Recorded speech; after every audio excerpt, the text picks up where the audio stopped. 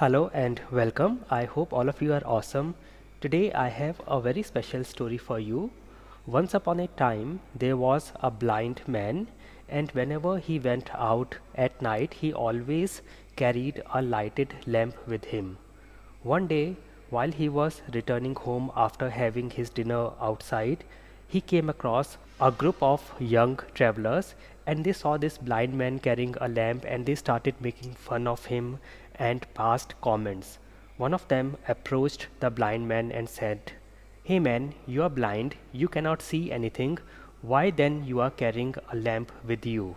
To this, the blind man smiled and replied, "Unfortunately, I am blind and I cannot see anything, but others can see, and this lamp I carry is for others so that they can see a blind man coming and do not end up pushing me." Sometimes in life, we have to think before judging others. We have to be polite and think from others' perspective. I will see you next Sunday. Thank you for watching.